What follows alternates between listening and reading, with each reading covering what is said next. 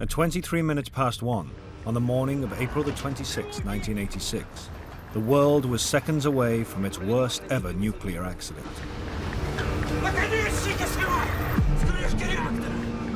Reactor number 4 at the Chernobyl nuclear power station in the Soviet Union exploded.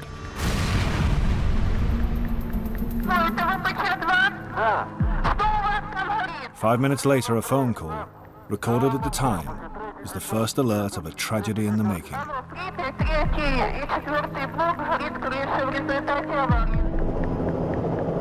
By morning, the physical devastation was revealed, but much worse was to come.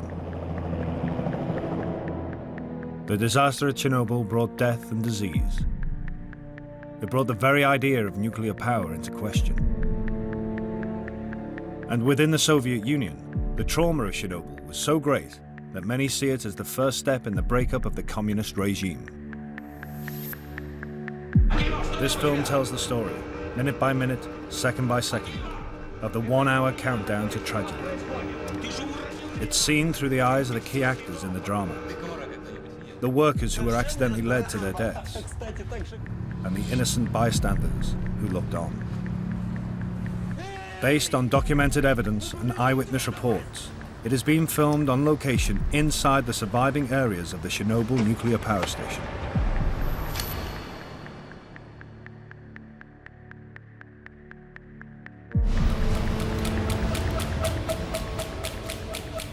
The control room at Chernobyl's reactor number 4. It is here that all the key decisions in the coming hour will be taken. The future of the reactor and the world beyond is in the hands of 3 men. At only 26, Leonid Toptunov is senior control engineer. His job is to control the enormous power in the reactor. 17.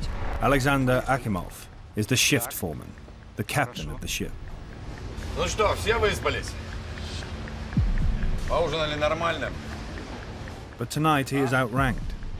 Начнем, пожалуй. Deputy Chief Engineer Anatoly Dyatlov is in charge. Потом. Dyatlov is one of the Soviet Union's top nuclear engineers. He's also a hard man, operating in a harsh system.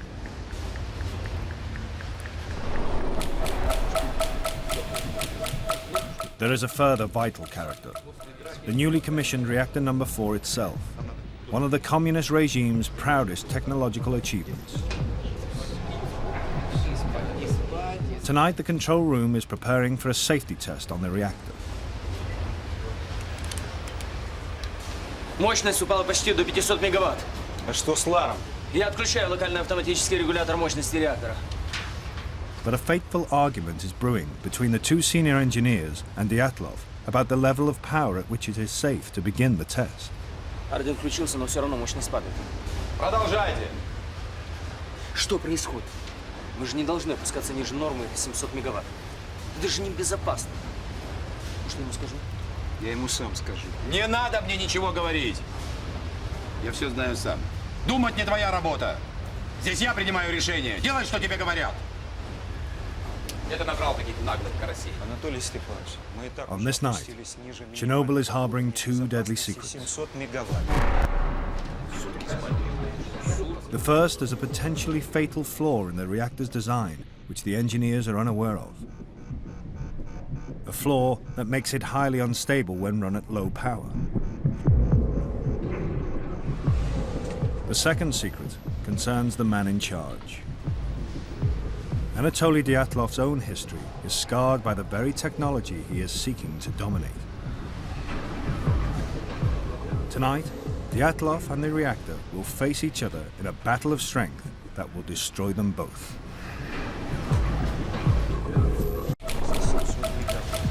Мощность падает очень. 31 minutes past midnight. Мощности 200 мегаватт. The argument over the power level at which the safety test on Chernobyl's reactor number 4 can begin grows ever more serious. Анатолий Степанович, мы и так уже опустились ниже уровня безопасности в 700 мегаватт. Мощность падает очень быстро. Единственное, что здесь нестабильно, так это работа твоих некомпетентных людей.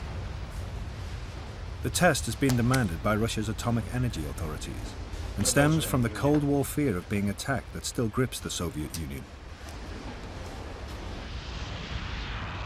few years before, the Israeli Air Force bombed an Iraqi nuclear reactor built by the Russians. Since then, Soviet scientists have demanded tests on their reactors to see what would happen if they came under enemy attack and their power supply was knocked out. But Deputy Chief Engineer Anatoly Dyatlov is deliberately ignoring top-level advice on how the test should be done. The guidelines state that the reactor's power should be between 700 and 1,000 megawatts when the test begins. Dyatlov wants to do the test at only 200 megawatts to preserve the cooling water that stops the reactor overheating. He believes there is little risk. Unfortunately, that night, there was not a single man in the control room that he saw as his equal.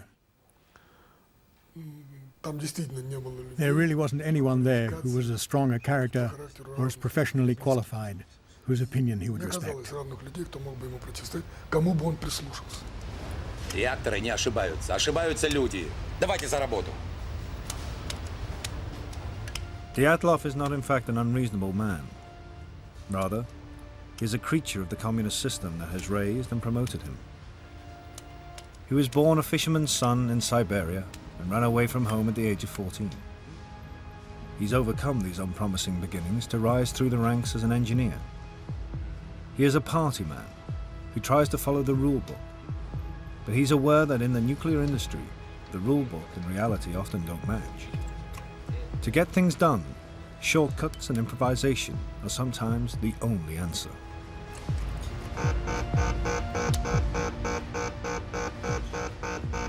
Winding the power down has led to it dropping too fast. Что там у тебя?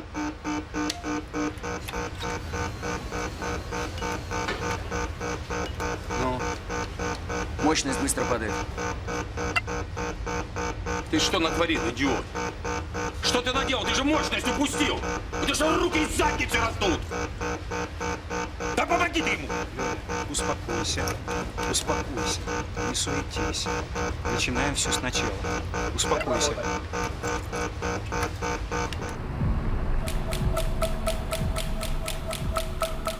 One mile away from Chernobyl is the dormitory town of Pripyat. Everyone who lives here works at the power station. Though they don't know it, all these people's destinies will be dictated by the events unfolding in control room number 4. Among them, soundly asleep, is Nikolai Fomin, the chief engineer of Chernobyl, who left the order for the safety test to be carried out.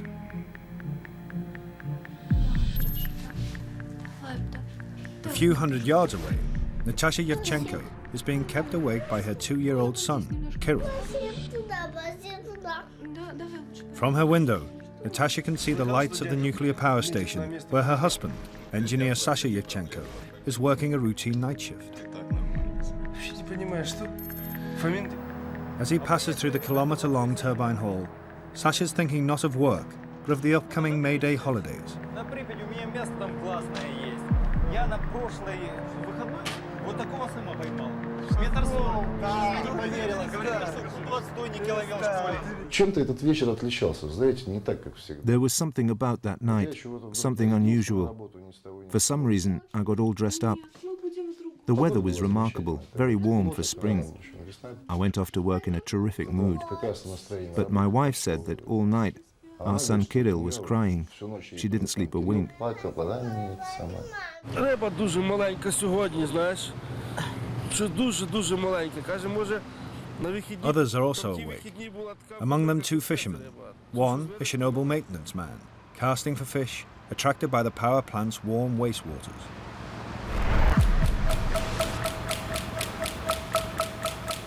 "24 minutes to 1. A new problem disturbs the concentration of the increasingly fraught operators.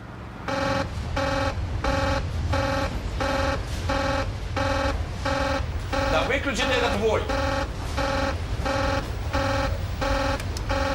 Уровень воды в барабан-сепараторах опасно низкий. Давай соберись, это твоя работа.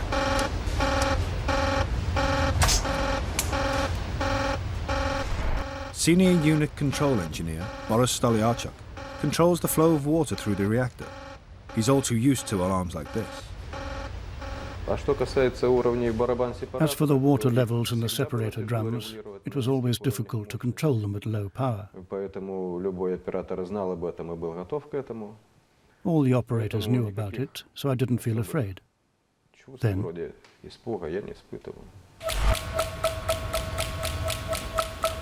22 minutes to 1.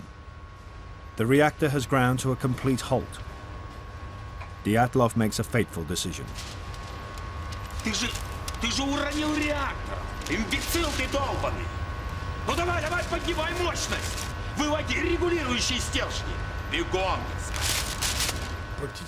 to raise power after 12:30, the shift actually had to pull all the control rods out of the reactor. This was like cocking a gun.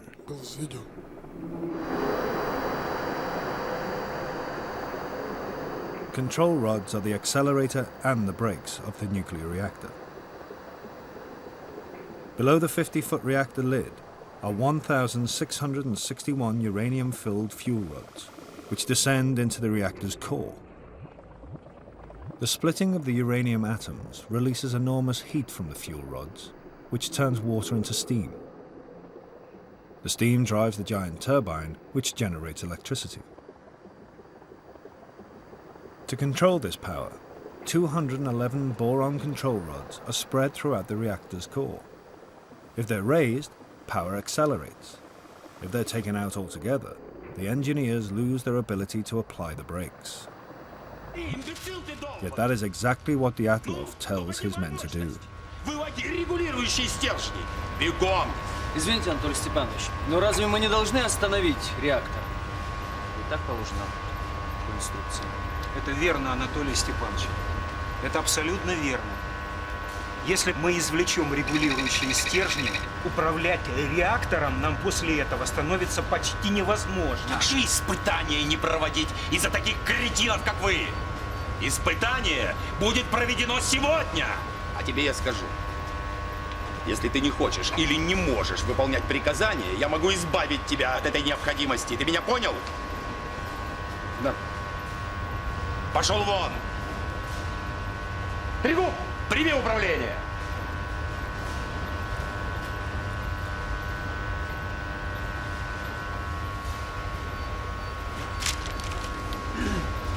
Начали.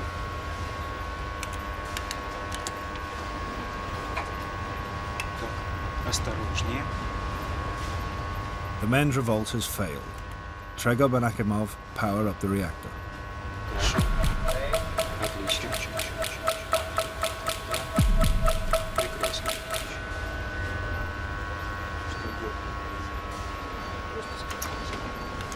Within 5 minutes, they've got power rising again. Dyatlov has what he wants. Мне удалось поднять мощность реактора до 160 мегаватт. Ладно, передай управление Топтуну. Вперед. Только не уходи и постой с ним рядом. The control room staff have every reason to fall in line. To be a nuclear engineer is a prestigious and well-paid job. They and their families live in the company town of Pripyat. The shops are well stocked. There's a new school and amusement park. Nobody wanted to lose the job because losing the job would mean losing the flat in Pripyat and going elsewhere to probably some ghastly outpost in Siberia. The fear of getting sacked was a reason why they didn't speak out more effectively when they realized that they were doing something that could be very dangerous. 8 minutes to 1. Another alarm. Уровень воды в барабан-сепараторе опасно низкий. Ну разберись, он не маленький.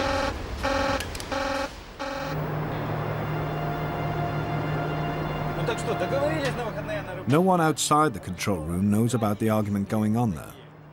For workers like Sasha Yevchenko, it's just another ordinary night.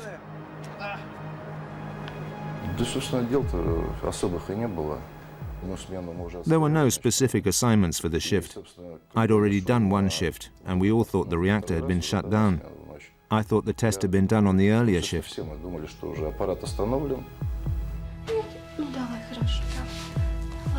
Outside the plant, the night is still.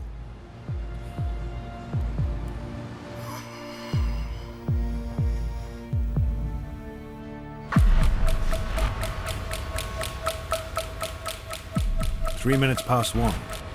After the failed revolt, the control room is now calm too. Мы снова вышли на 200 мегаватт. The men have got the reactor's power to the level Deputy Chief Engineer Dyatlov wants it for the test. Анатолий Степанович, мы снова вышли на мощность в 200 мегаватт. Очень хорошо. Начинайте испытания. Но по регламенту начинать испытания я могу только при мощности в 700 мегаватт. Если вы хотите проводить испытания при уровне мощности в 200 мегаватт, я прошу вас занести это ваше распоряжение в оперативный журнал. Да будет вам известно, что как заместитель главного инженера я имею полномочия изменить параметры проведения испытаний. И я ими воспользуюсь. Продолжайте испытания.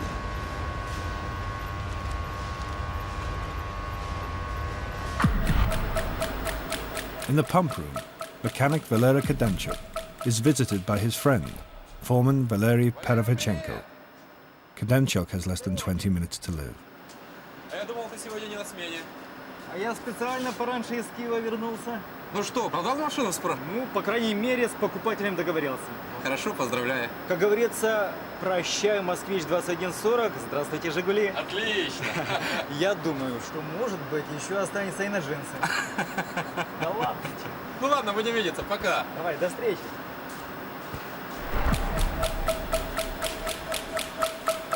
Next on Perevchenko's rounds is Sasha Yevchenko in the maintenance department.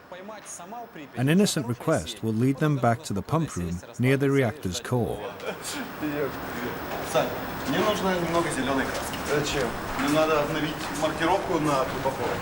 А пойдем, у меня в бутовке еще что-то. Кстати, Саня вот совершенно не разбирается в рыбалке. Кстати, так же, как и ты. Но зато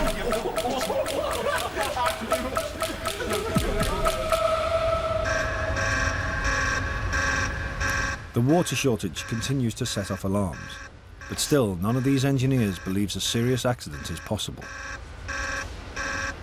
For the top man, Nikolai Fomin, it's simply inconceivable. Fomin had done a correspondence course in nuclear engineering, but he wasn't an expert in the field at all. He had risen mainly because of his standing as party secretary. Unlike Dyatlov, who was aware that there were dangers in these reactors, Fomin believed everything he'd read. And so when the issue of safety arose, he'd say, well, the chances of an accident are completely remote, about as remote as you being hit by a meteorite. Even the safety-conscious Alexander Akimov, who does understand the technology, has officially estimated the chances of an accident at Chernobyl as 1 in 10 million per year. But Akimov and his colleagues do not know the reactor as well as they think. They are the victims of years of cover-up and negligence.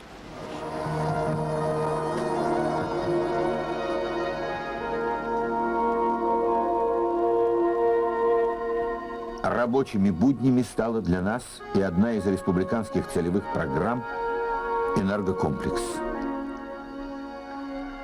From the 1960s, the expansion of nuclear power has been a key target of the communist regime. Nothing has been allowed to get in the way, not even the KGB. These recently released KGB documents show the authorities ignored repeated warnings between 1979 and 86 that Chernobyl had serious design flaws. Chernobyl's director, Viktor Bukhanov, and his senior managers rushed to get reactor number 4 open early, so that they and their party bosses could win substantial bonuses. Safety came second. Bukhanov, the director of the whole power station complex, was always at his wit's end to meet deadlines to build these reactors. For example, the roof of the reactors was meant to have been built with fireproof materials, but these fireproof materials didn't exist. The roof had to be put on, so he used combustible materials. Accidents were common and hushed up. The very tests being done on this night should have been carried out before reactor number 4 was even opened. Now, at Chernobyl, all these chickens are coming home to roost. Something deadly serious is happening in the reactor's core, that no one in the control room is aware of. The few boron control rods still in the reactor are only partially inserted at the top, so power is building into a hotspot at the bottom of the core where the sensors don't always detect it. The reactor is now an invisible ticking time bomb.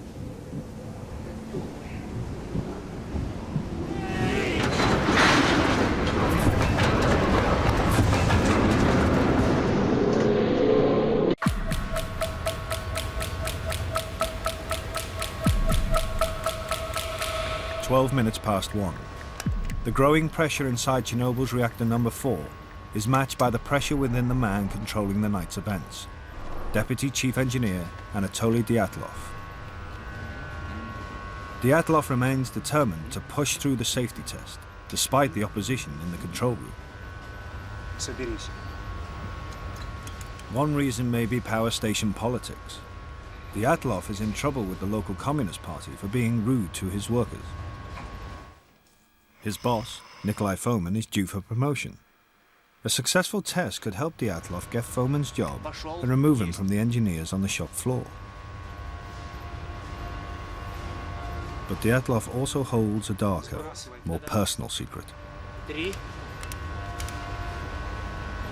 Back in the 1960s, he'd worked in Siberia, installing nuclear reactors into submarines. There was a nuclear accident. The investigation found that it happened as a result of Dyatlov's actions, though it was not shown to be his fault. Dyatlov was exposed to 200 rem, 3 lifetimes worth of radiation. Soon after the Siberian accident, Dyatlov's son died of leukemia, the most common disease children get from exposure to radiation. It is said the tragedy changed him, made him more driven, more willful.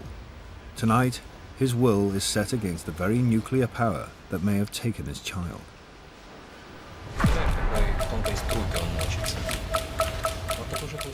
1:17 a.m. Less than 6 minutes to the start of the safety test. Dyatlov is confident. На 200 мегаваттах расход воды небольшой. Мы сможем повторить испытания, если что. До сих пор таких испытаний не проводили.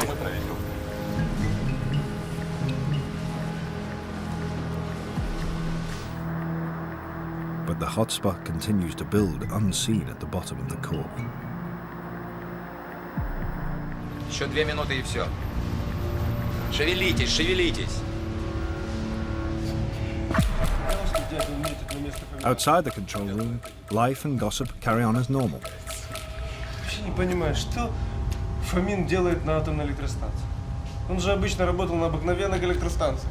Тогда ясно, почему он сказал, что управлять реактором так же просто, как электросамоваром. Ты комара когда-нибудь видел? Ну. Когда представляешь, какой тонкой струйкой он мочится. Вот такой же толщины должна быть та ниточка, по которой нужно ходить, чтобы преуспеть в партии. Ты думаешь, это у тебя получилось бы? Тогда, наверное, надо оставить эти разговоры. А то сибирские комары загрызут.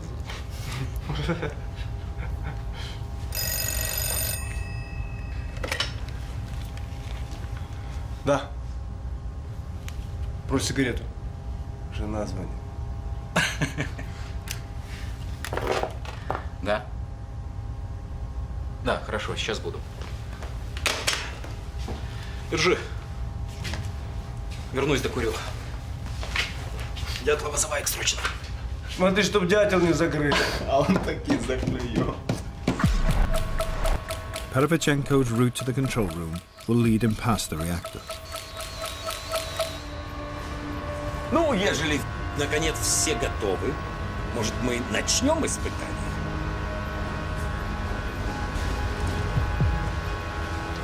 Запишите все параметры испытания турбогенератора. Мы начинаем.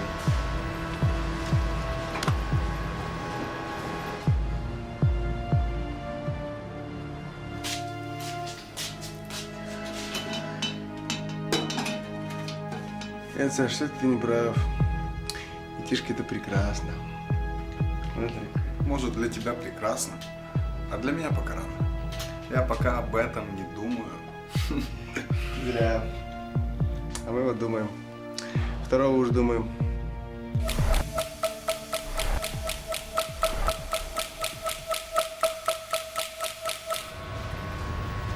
Включить 2 резервных насоса.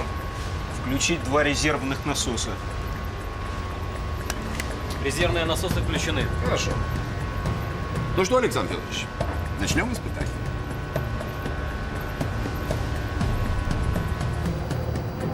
The test will shut off the power to the massive turbine and let it coast. Backup diesel generators will take over. But there's a 40-second gap before they kick in. The question is how effectively the slowing turbine will keep the water pumps going until the diesel generators take over. Without that water, the reactor could boil dry like an immense kettle.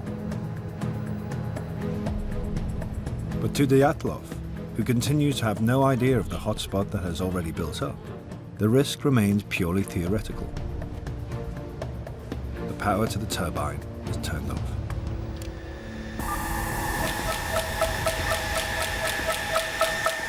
Over the next minute, a terrifying chain of parallel events will unfold.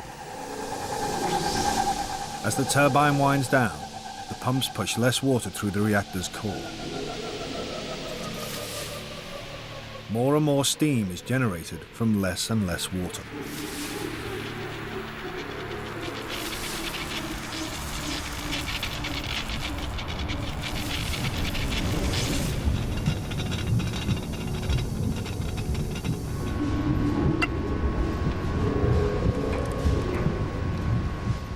Steam pressure builds at the core's invisible hotspot with every passing second.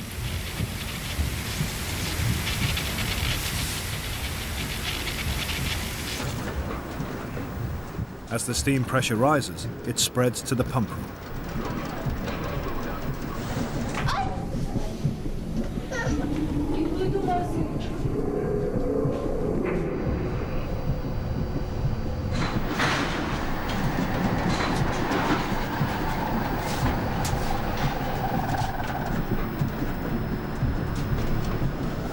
Pripyat enters the huge reactor hall directly above the reactor's lid to see something never witnessed before.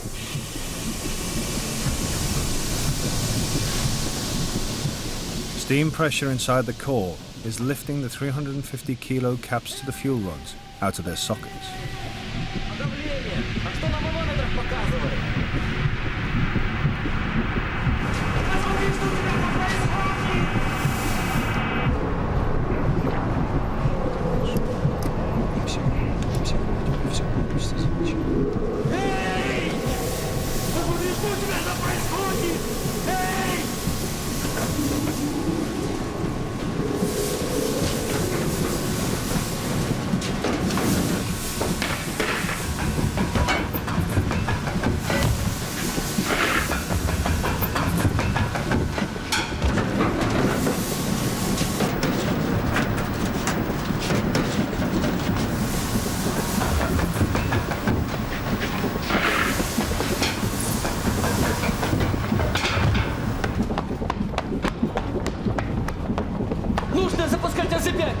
Произошел резкий скачок мощности.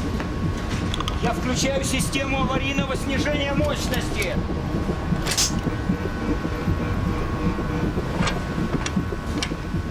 Pressing the emergency AZ5 button automatically lowers the boron control rods to reduce power, but it has an unforeseen and fatal effect.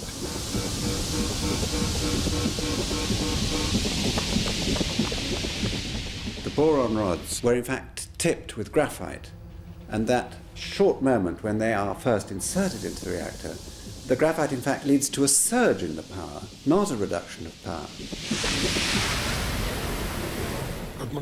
From when the AZ5 button was pushed until the explosion, the power increased hundreds of times.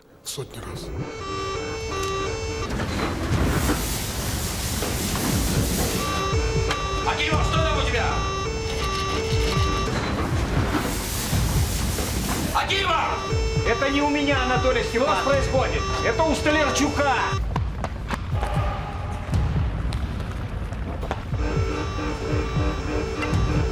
Реактивность удваивается каждую секунду. Это невозможно. Уровень мощности превысил 530 мегаватт. Наконечники срывает с крышки реактора! Ребята! Ребята! Люди! Котик дома. Котик. Чудесно. А кто The disaster is now seconds away.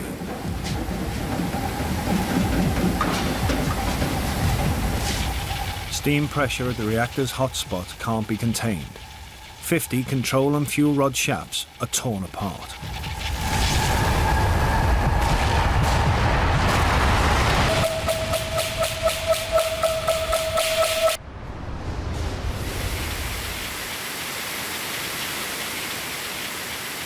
Power rockets, turning the whole reactor into a volcanic steam pressure cooker.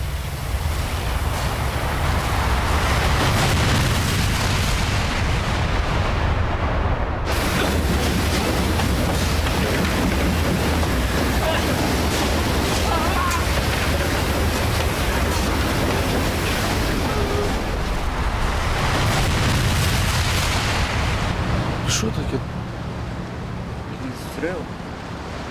Вогонь такий, вогонь якийсь.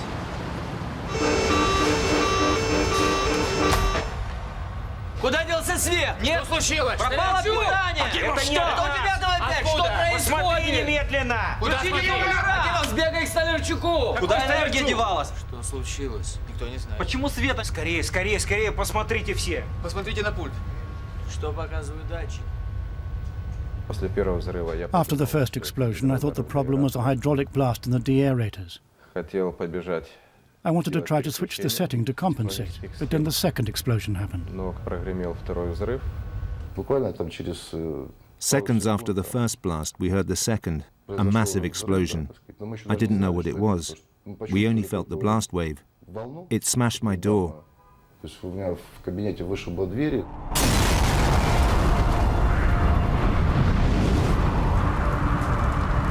With the 500-ton safety cap blown off and air being sucked in below, the reactor becomes a giant blowtorch, blasting 50 tons of nuclear fuel into the atmosphere, 10 times Hiroshima.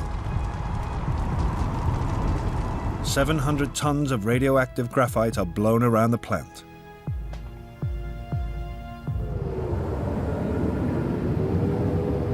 Clouds of dust are sucked into the control room, accompanied by a strange smell. Gases released from the core leave a metallic taste, like ozone after a thunderstorm. It is in fact the stench of death. The dust is the cloak of the invisible killer of radiation.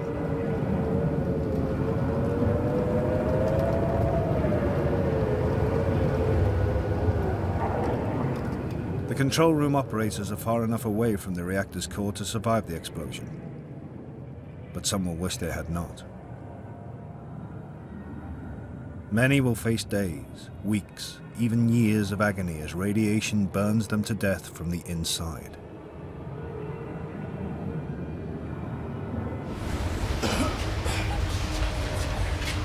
Что вот мне особенно бросилось, так сказать. What struck me was what had happened to my wall. It's cast concrete, a meter thick. Метровой толщины.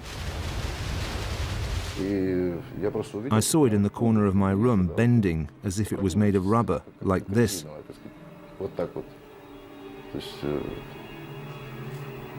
вот. Ну и тут же сразу же. It got dark immediately. The lights went out. Steam wrapped around everything.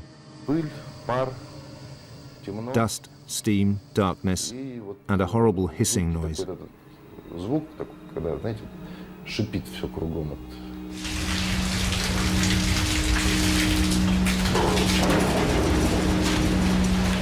А что это? Война. Я пойду к себе на пост.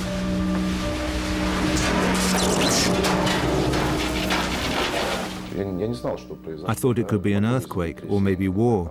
The reactor was the last thing on my mind.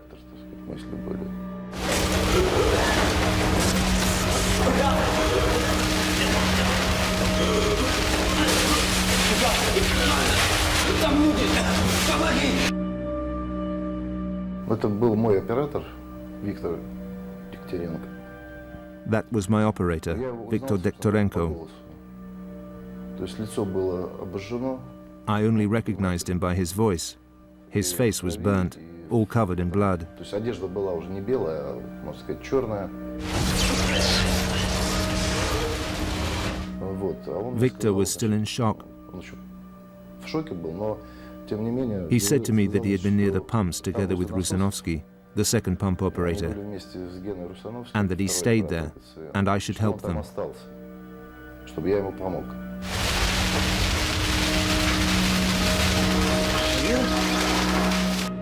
Ну его всего трясло, знаете. When I reached him, he was shivering. You know, when a man is in shock. He just indicated with his hands and said,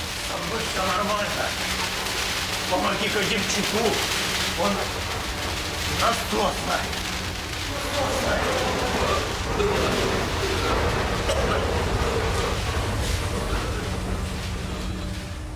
А там что? Там руины. But what did I find? Ruins, that's all I saw. То есть понятно, что если он был If he had been there, he would have been buried under the pillars. Ну, под обломками.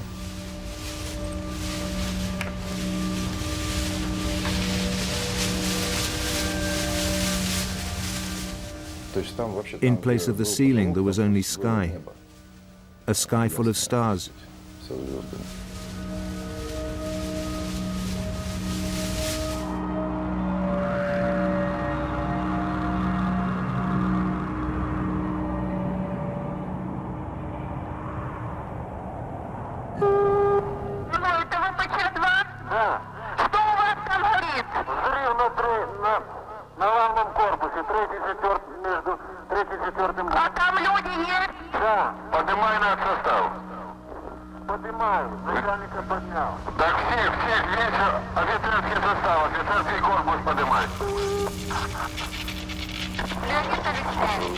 Алло, Припять, 3 и 4 блок горит крыша в результате аварии взрыва.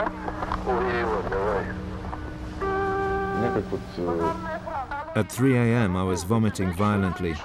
It was the first sign of radiation sickness. At 6 o'clock I couldn't even get to the first aid post by myself. They helped me there, put me in an ambulance, and took me to the medical station.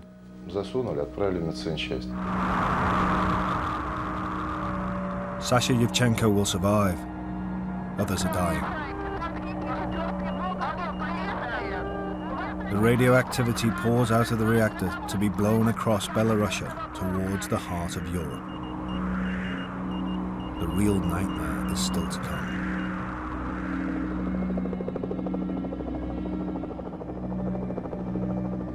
By the morning of April the 26th, the KGB was filming the devastated scene of the worst nuclear accident in history. Whoever shot this declassified KGB footage absorbed a massive dose of radiation. The next day, the people of Pripyat were officially told the worst.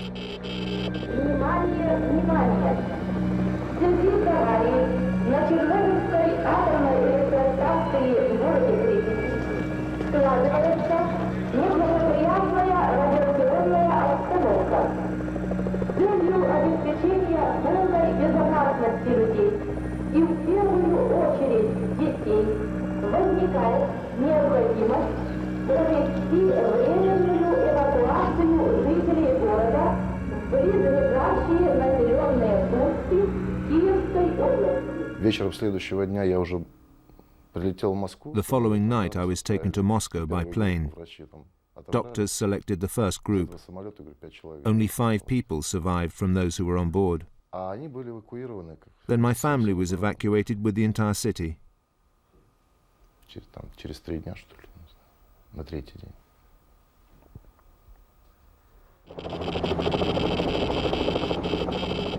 It would take a full week for all 135,000 people to be evacuated. The radiation count was so high that flashes from it burned straight onto this film.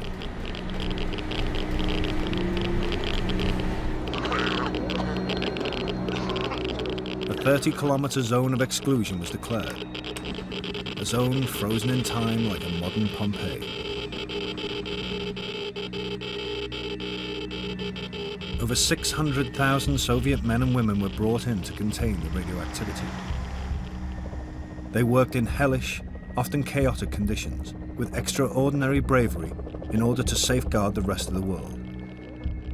Many of them had no protective clothing whatsoever. Everything they touched burned with radioactivity.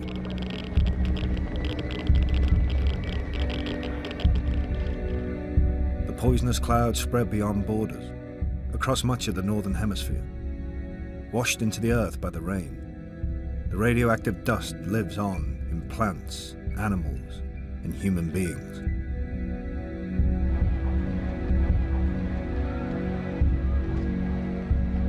Within the Soviet Union, in the changing times of a new openness, the political effect was profound.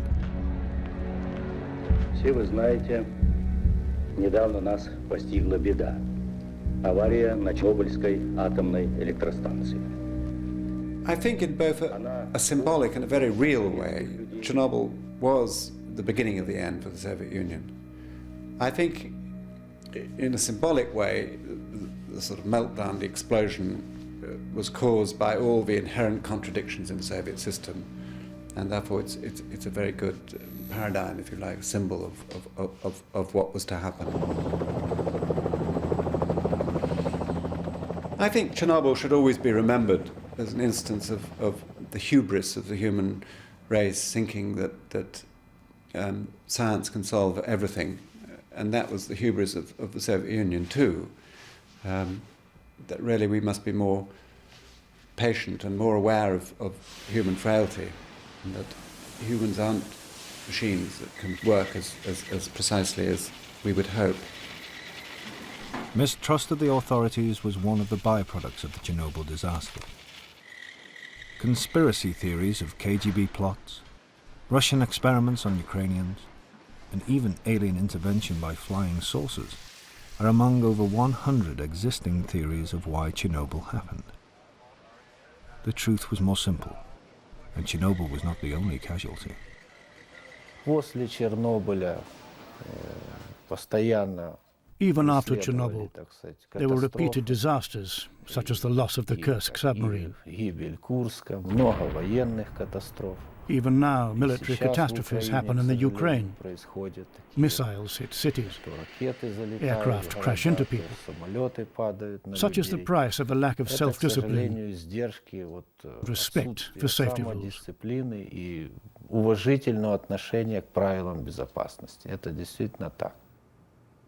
Even now, with reactor number 4 destroyed, most of the world believes the Chernobyl nuclear power station was closed down.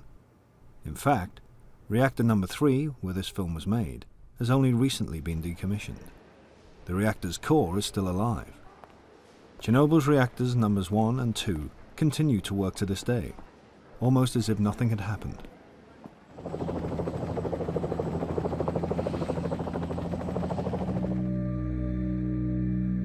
Chernobyl's death toll, though horrifying, has turned out to be smaller than many first feared. The scientific consensus is that it will cause some 10,000 cancers in Russia and 25,000 worldwide over a 70-year period. As yet, the only proven rise in disease is in thyroid cancers in children.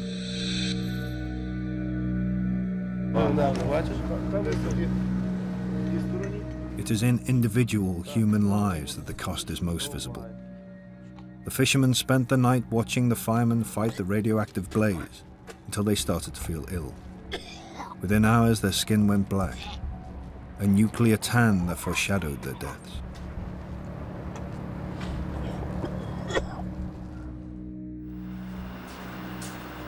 "30 workers, including fire crew on the site, died from acute radiation poisoning.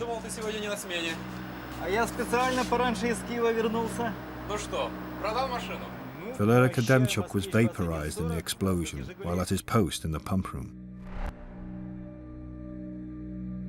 Valery Perevichenko died 6 weeks later of radiation burns, suffered trying to find his friend Kademchuk.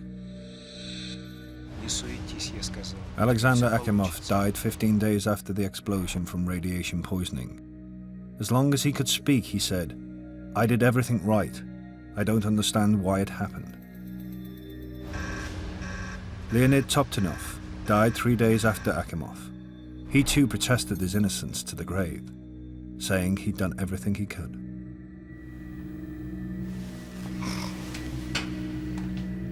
The chief engineer of Chernobyl, Nikolai Fomin, was sentenced to 10 years hard labor, but was soon released due to a mental breakdown.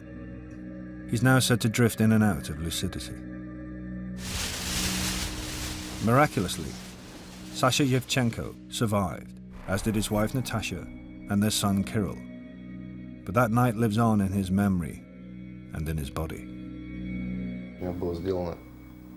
I had 15 skin graft operations in the first year. The burns didn't show themselves at once. They appeared after I got to the hospital in Moscow. They ripened. When I was in the recovery unit, my skin was all black.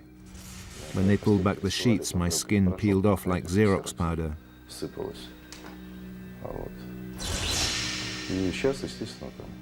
I have to be careful now. For instance, I can drive a car, but I can't do repairs. I can't touch petrol or oil. The wounds won't heal. The blood won't congeal properly. There are other things, but you get used to them. You just live with it. You have to.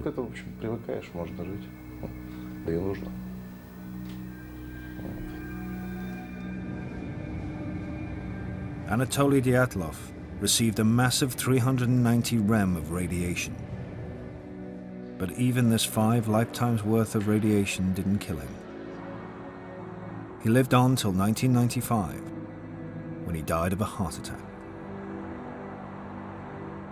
I believe that the team on duty that night in Reactor 4, led by shift foreman Alexander Akimov, was probably the best and most competent.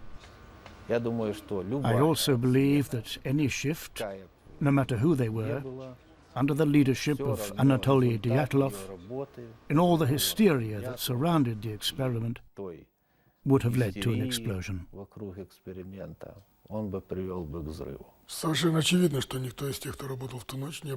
Obviously, none of those who worked that night was a criminal. Nobody wanted to harm their relatives, themselves, or their friends. But here was a situation where the whole team did not objectively assess the situation and call off the test that in the end led to the death of people, to the destruction of the plant, and to consequences that are now known to us. I'm absolutely sure that Dyatlov did not want that either. Dyatlov served 4 years of his 10-year sentence, and in a remarkable interview given shortly before he died, he argued that in the battle between himself and the reactor, only one side could be blamed. Reactor был негодным к эксплуатации. The reactor shouldn't have been in operation. По вине Института атомной энергии. The real blame lies with the atomic energy authorities. С таким букетом. Not having the correct documentation when and where it was needed made the explosion of the reactor inevitable. The reactor marched straight to its doom.